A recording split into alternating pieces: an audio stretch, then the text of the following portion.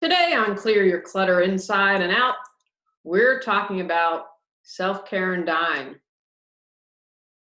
Is your self-care mediocre or non-existent? How can you maintain taking care of yourself through the process of dying and death? What questions should you be asking yourself during the process of seeking better self-care? Learn how to take care of yourself as we continue our month focusing on going with grace.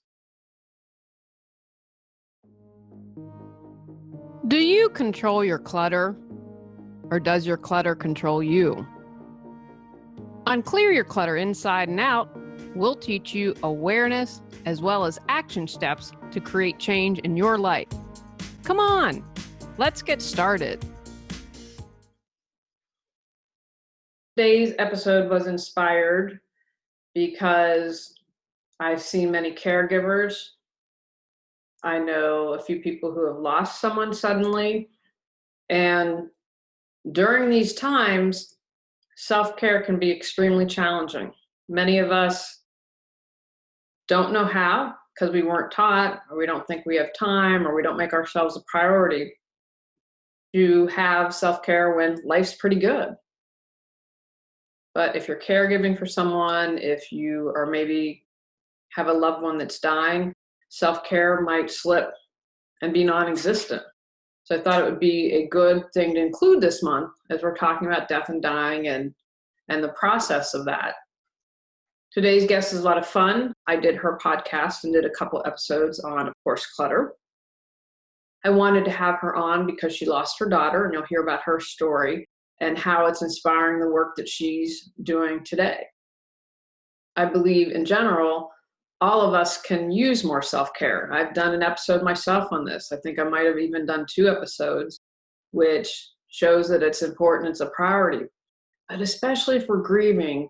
And you can be caring for someone and grieving while someone's still alive, grieving for their illness, grieving for the loss that's coming. As we contemplate death and dying, you might be caregiving for someone now. If you've been following me for a while, you know I'm a firm believer in planning. And I think it's a good idea to have a self-care plan in place so when things are hectic, when you're grieving, when you can't think, you have something that can support you through that process.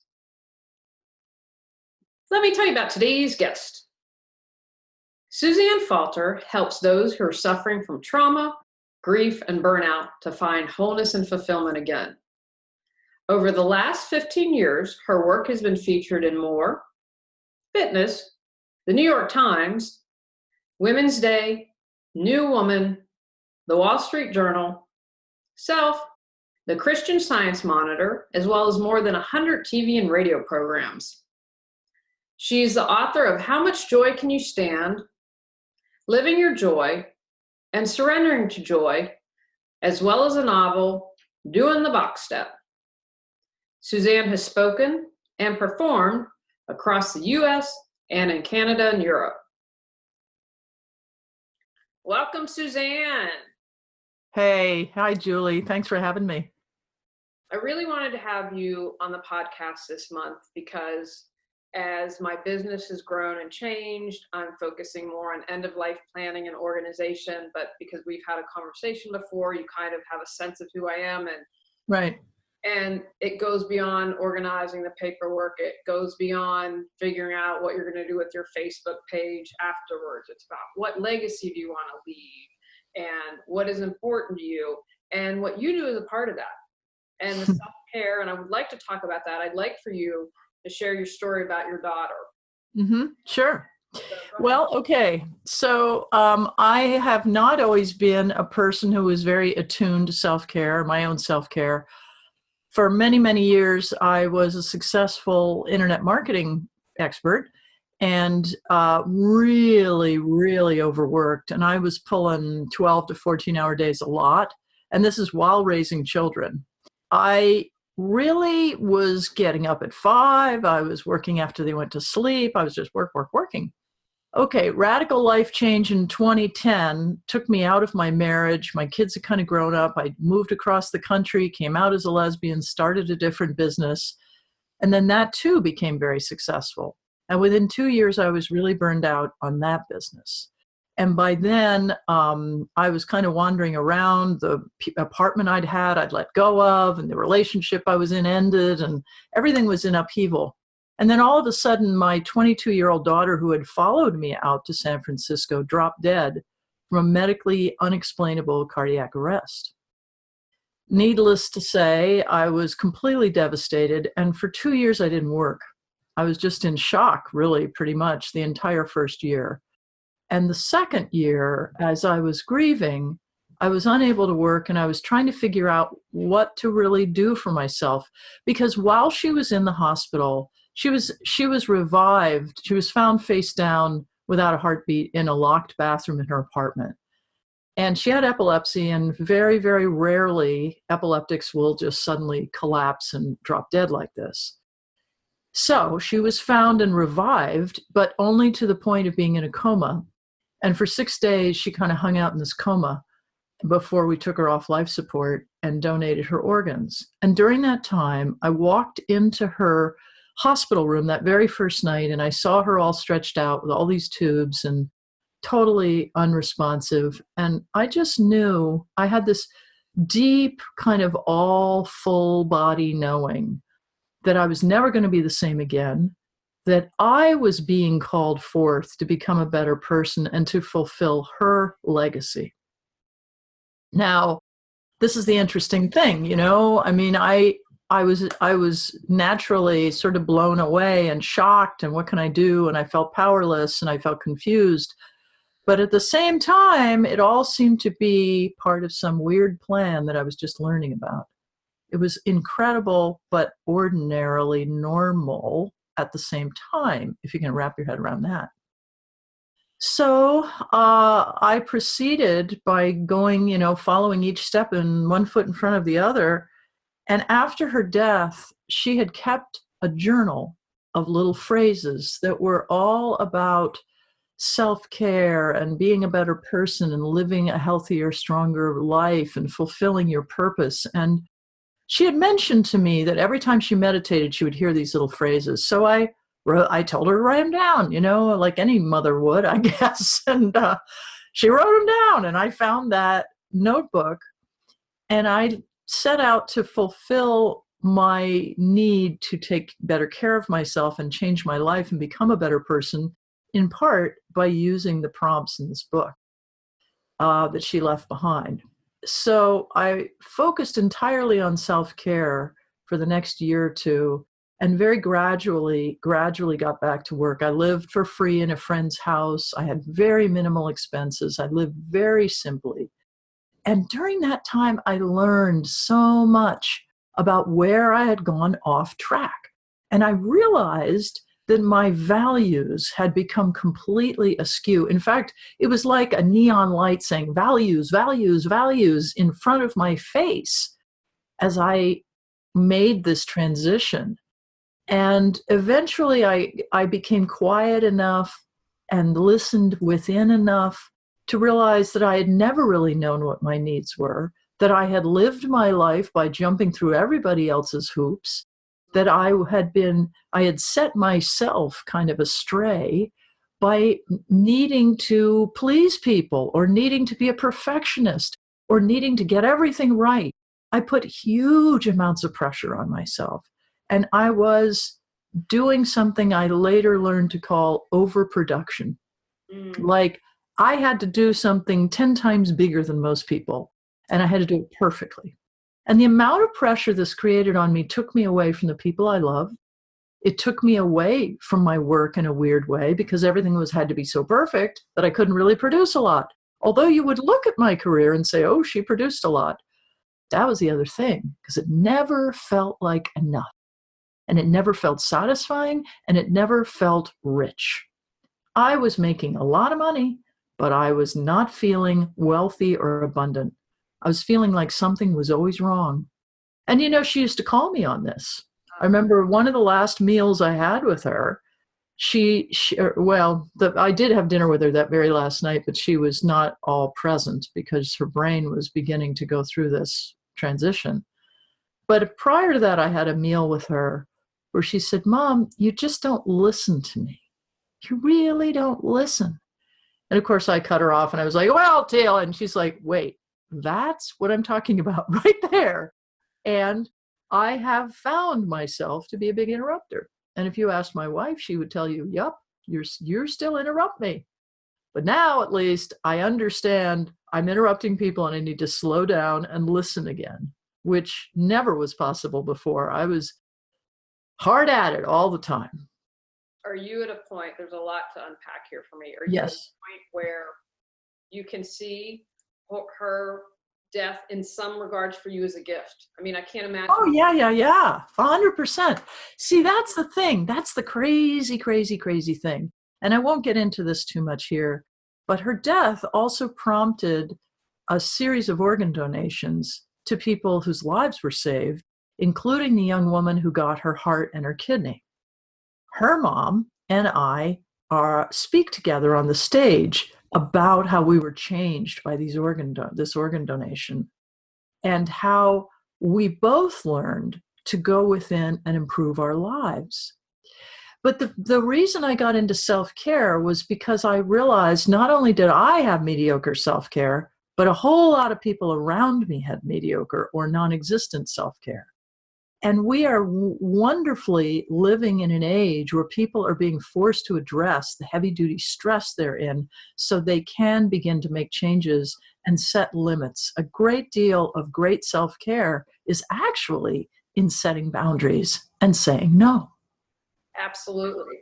Now I'm curious because I want to focus a little bit because you went those 2 years work. What self-care would you recommend, or what did you do to support, this was a loss for you, an unexpected loss. I think self-care is so important, especially when you've lost someone. It doesn't matter how prepared we are for death. You can have someone who has been dying of cancer for several years. Yeah.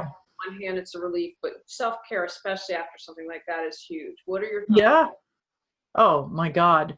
Well, I think the first thing I did was I gave myself permission to do nothing, which was very, very difficult. And many, many people I've spoken with around self-care, I have a little Facebook group, and the women in there are always talking about their self-care. And in that self-care, they're saying, I can't stop long enough to even assess what I need. So I got into a habit of asking myself, what do you need? What do you need right now? And a little later, what do you need right now? And it would be as simple as I need to blow my nose. Or it might be, I need a vacation, or I need to change my marriage or my life or my job, or I need a car that doesn't break down all the time. We have a lot of needs, and often when our needs have been ignored for a long time, we have a lot of piled up needs. I need dental work, I need a vacation, et cetera. I need more money. And it can be an intimidating thing. So one of the things I learned to do was to become very forgiving of myself and allow myself all the time I would need. Take 10 years if you need to really get to the place where my needs were met. That was one of the things I did, was to slow down and allow myself to stop with the relentless expectations. And it didn't come easy, Julie. I got to tell you, I tried to launch a new business 6 weeks after my daughter died. Wow. That's called hanging on because I had no other choice, I thought. I was so unable to acknowledge that I didn't know what to do next. And I was so unwilling to not know that I was forcing myself to just do something for the sake of doing something. And I had a really good friend at the time who said, you have to stop. And I said, well, okay, I'll stop for 2 weeks. And she said, no, you have to stop for 2 months. I was like, I can't possibly stop for 2 months. Now, mind you, I had plenty of money in the bank. It was okay. I had winnowed down my expenses to be very small, but I still thought you have to keep going. And I did launch a class, and a bunch of people signed up, and I led that class.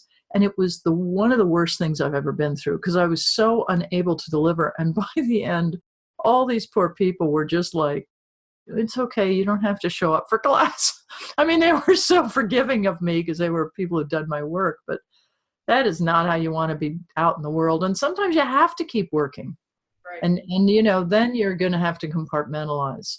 But I was fortunate enough to be able to really stop and really assess. And I think getting that perspective, because the other thing I did, Julie, was a ton of journaling and writing. And I was having these incredible dreams at the time where I felt lessons were being shared with me. And I was reading Teal's little sayings in her notebook, and I was really thinking about them, and I was journaling about them. And they were guiding me in a weird way back to this deeper sense of self, which is now where I live my life from.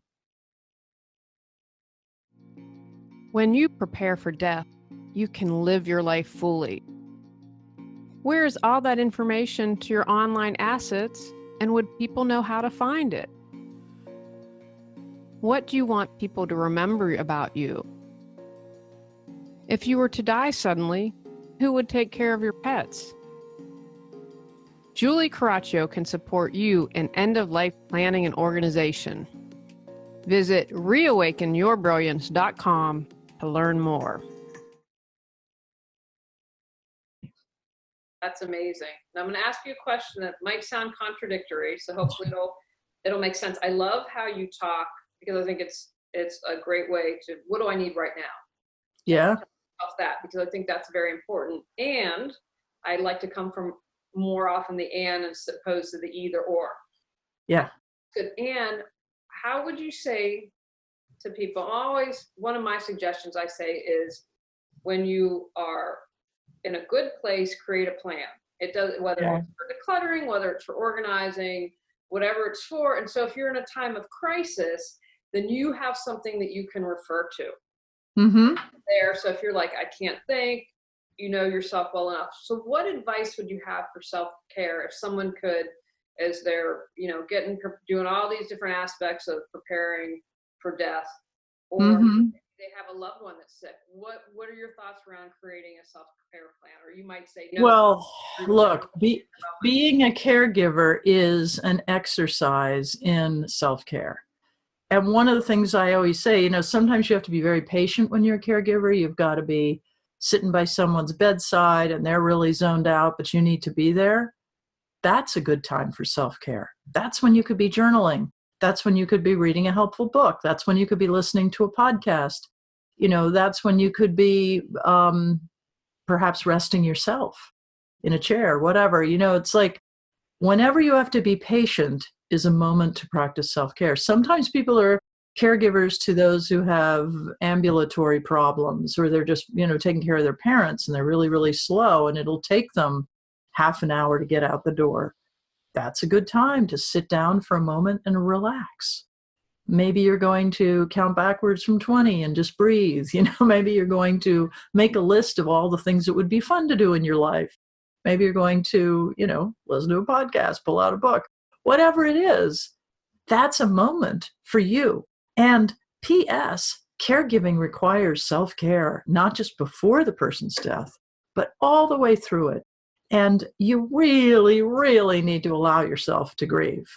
Now, I have to say I'm a crier to begin with. I've just always been comfortable crying. But I put Kleenex boxes in all the important places where I spent time, tissue boxes. And I had one in my car, and I had one in my office, and I had one, in kind of walking up the stairs. I had them all over the home I was living in, the kitchen.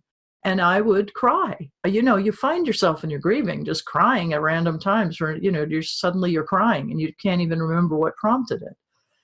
Always, always able to just cry when you need to cry. I found crying while I was driving. It's like, maybe this is like not an approved thing to do or recommend to people, but the act of driving takes you a little bit out of your conscious, radared self. Your focus is slightly different. And sometimes that's an easier time to let go. And it may be that you get going with crying and then you pull over and you really have a deep cry. You're alone in a car. Nobody's going to see you. Nobody's going to care. You can yell, scream, shout, say whatever you want. The point is to get it all out.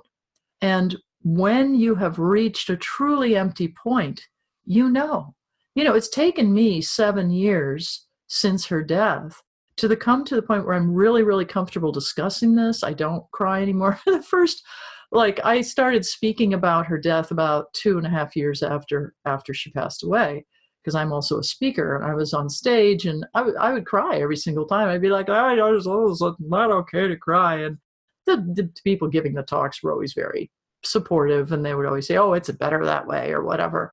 But I've got to say, I got really tired of crying all the time, every time something reminded me of Teal. But then after about 3, 4 years, 5 years, it started to really lift, and my grief was over. My grief was as over as it'll ever be. And believe me, there are moments when I still have a good cry, and I hope I always do, because it means I'm still in touch with the deep, deep ways that she affected me in her life.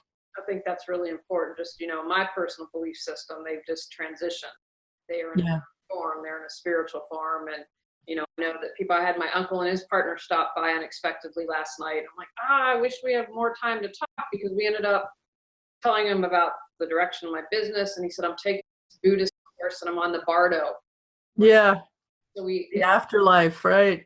Right. And so what was fascinating about that, as he was talking, I thought, I'm going to have to explore this more, it's self-care in a way to prepare for death, kind of from a spiritual angle. And he was talking about, I want to make sure things are clear when I go, and that I've taken care of things. And he was telling me, since he started taking this course, how he's learned to be more compassionate towards people. And I was just really impressed with kind of that, he's trying to clean up. Yeah. Horrific, but was very, with that awareness of death, was like, what can I do as I'm marching towards that journey, how can that be a good journey? Well, when we think about our own death, we want to think about what are the lessons that are here to be learned. I mean, this is my belief, is that Teal was my teacher in her death. And that when she died, just as my friend Debbie's daughter was her teacher in her illness and her receipt of Teal's heart and kidney, Debbie herself is very moved by Teal, as you would expect, because Teal's death saved her daughter's life. And I think we're all karmically linked in various ways, but I also think the purpose of life is to grab those lessons where you find them, and they're often buried in your biggest crises. And I'd even go as far as to say, the bigger the crisis, the bigger the breakthrough that's available to you. I have to say, I had a very dysfunctional childhood, grew up in the home of an alcoholic, borderline mom, and I had a very, very wounded little child self and ego and a sense of self-esteem. And so my work was to really uncover what happened, heal myself, move through it, and grow. And I didn't set out to do this in a results-oriented way. I set out to do what felt good. So it was in going towards what felt good, which I do believe is the spiritual path we're handed. Your spiritual path is not always what doesn't feel good. And I'm not talking about feeling good as being always comfortable. There are people who crawl on their knees to seek penance, in the religious traditions. But I'm talking, and for them, that feels good. That feels like fulfilling and correct. What feels right? This is why I think it's so important to ask yourself these questions. What do I need now? Where do I need to say no? Who do I need to say yes to? What vision am I not holding that could change my whole life and put me closer to my deepest purpose? Who am I meant to serve? These are the fundamental questions of our life. So in writing my book about self-care, I filled it out as a book of questions, because that's what I needed to do for myself. And that's my little offering to people, is here are the questions to ask yourself that help you live a life that is easier and less encumbered with less suffering and more truth. Because in the end, we are really being called to be real. We're really being called to be honest. And I was not honest when I was a workaholic. I cut off my whole life from my neck up. And I thought, it doesn't matter how exhausted I am. If I don't do this work, The work will not get out there. And, I had some success because of my overwork, perhaps, but it was a very, very shallow, hollow success. And I kept thinking, this just doesn't feel that great. I'm making all this money, but who cares? It doesn't feel that great. We want it all to feel good. We recently, as you know, downsized, and I didn't Yes. realize until it's only been 2 months since we moved, and a month of that was dealing with getting another house sold. But I wake up most mornings now, less stress, more at peace, happier. We are back up to a protected wetland. I see butterflies every day. Oh, yeah.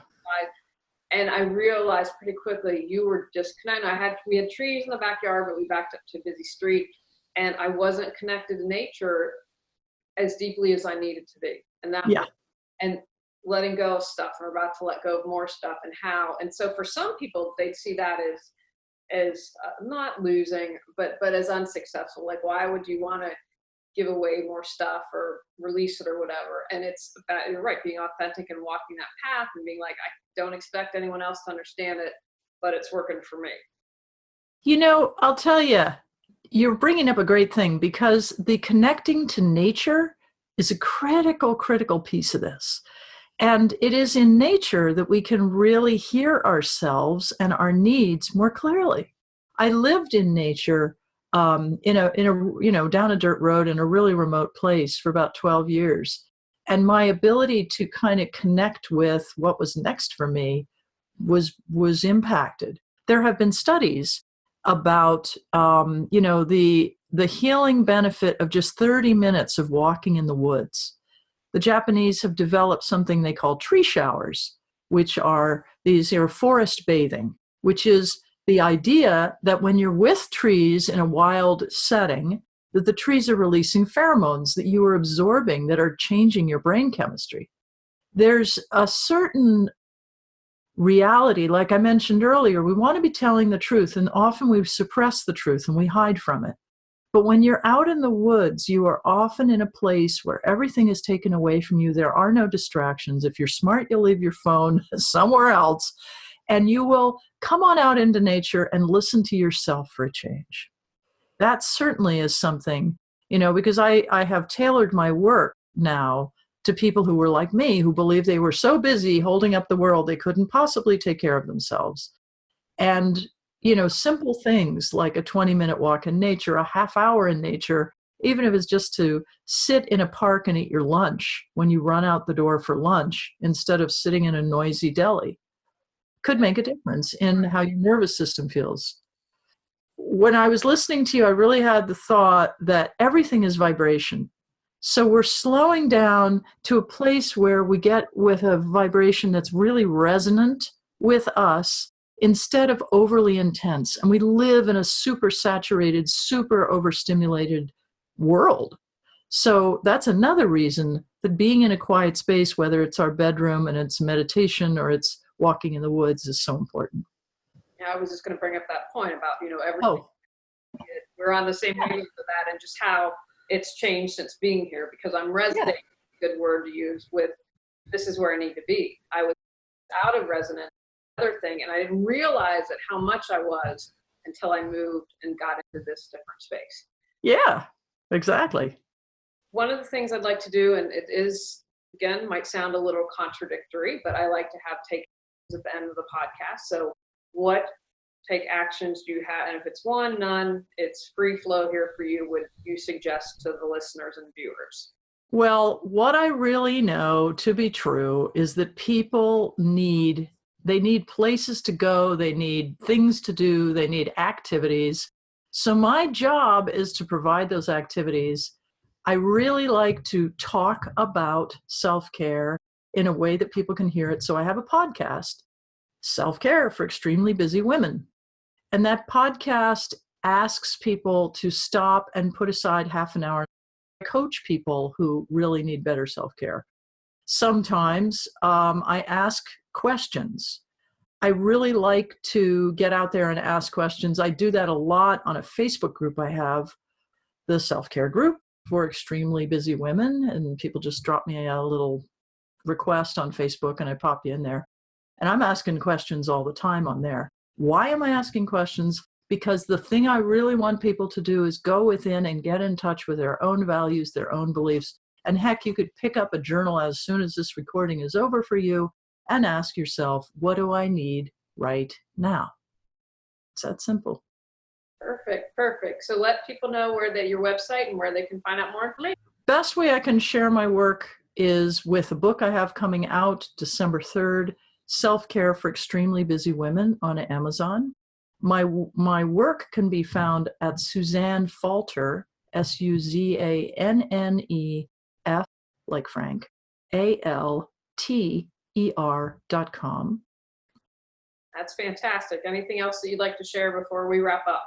Just that I really hope those listening to this take the time to go within and make the little tweaks and changes and nuances and sometimes big shifts that are required to get back to your own perfect alignment and your own beautiful, glowing self-care.